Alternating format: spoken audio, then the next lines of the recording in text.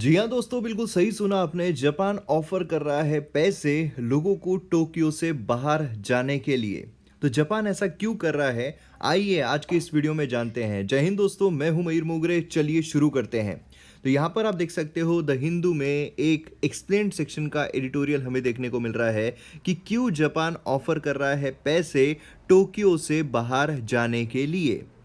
अब देखिए, अगर हम लोकल मीडिया रिपोर्ट के हिसाब से माने तो जापान 1 मिलियन येन, जो येन है वो वहाँ की करेंसी हमें दिखाई देती है, तो 1 मिलियन येन जो अप्रॉक्सीमेटली 6 लाख रुपीज़ होते हैं, तो 6 लाख रुपए पर चाइल्ड यहाँ पर फैमिलीज को प्रोवाइड कर रहा है टोक्यो मेट्रोपॉलिटन एरिया से बाहर जाने के लिए। ये जो अमाउंट है पहले 3 लाख येन सेट की गई थी, लेकिन फिर उसके बाद इसे अब रेस कर दिया गया है।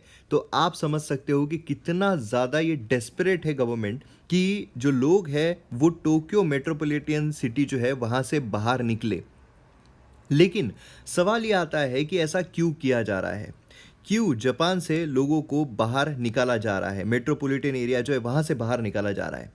देखिए, 2019 में अगर हम देखते हैं तो जापान ने एक रिवाइज्ड पॉलिसी जो है वो निकाली थी टाउन्स को, जॉब्स को रिविटलाइज करने के लिए। क्योंकि प्रॉब्लम ये हो रहा है कि जो टोक्यो है वहाँ की आबादी बहुत ज़्यादा हो रही है, और इसीलिए हो रही है कि हर कोई वहाँ पर जाकर सेटल हो रहा है जॉब के लिए, अच्छी लाइफस्टाइल के लिए।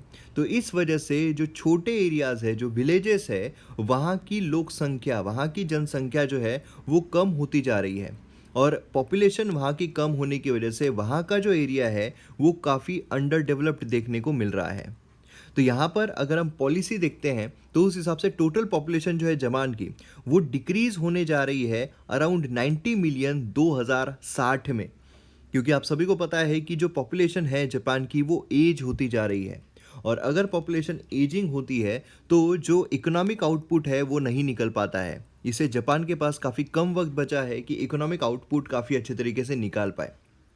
और इसका जो इम्पैक्ट है वो शार्पली हमें देखने को मिल रहा है रूरल एरियाज़ में, जहाँ पर लोकल कम्युनिटी जो है उनकी जो संख्या है वो डिक्रीज होती जा रही है, वो कम होती जा रही है।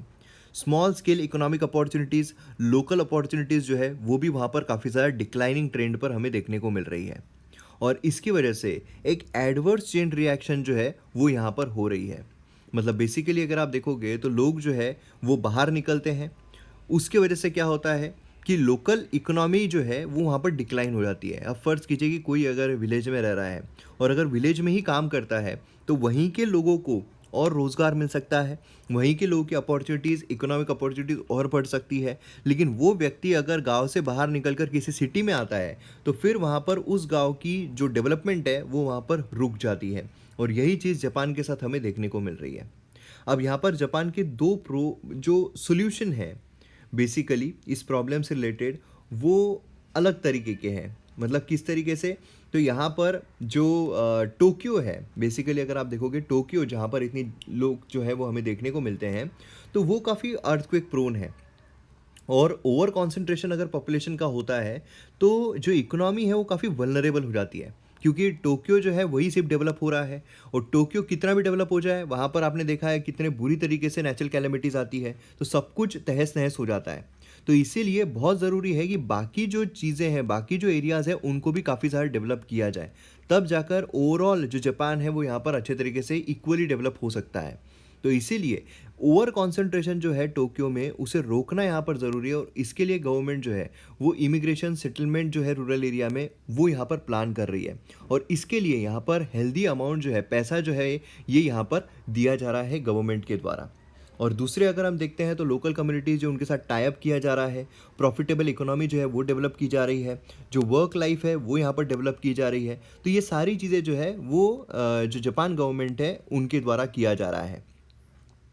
अब देखिए, यहाँ पर अगर हाँ कोई भी इंसान बाहर निकलता है तो उसको एक्स्ट्रा अपॉर्चुनिटीज़ यहाँ पर मिल जाती है। टोक्यो में रह रहा है तो उसको नॉर्मली जो काम कर रहा है वही करना पड़ेगा, लेकिन यहाँ पर उसको पैसा जो है वो भी मिल रहा है, सब्सिडीज़ भी मिल रही है, इकोनॉमिक अपॉर्चुनिटीज़ भी मिल रही है। वहाँ पर अगर वो कोई बिजनेस करना चाहता है, कुछ काम करना चाहता है, तो वहाँ पर और गवर्नमेंट का सपोर्ट मिल रहा है। तो ये सारी चीज़ें जो है वो हमें देखने को मिल रही है। इसी के साथ यहाँ पर इंडिया जो है वो भी एक संदर्भ जो है उस तरीके से देखा जाना चाहिए कि हमारे यहाँ पर जो माइग्रेशन है काफ़ी ज़्यादा होता है।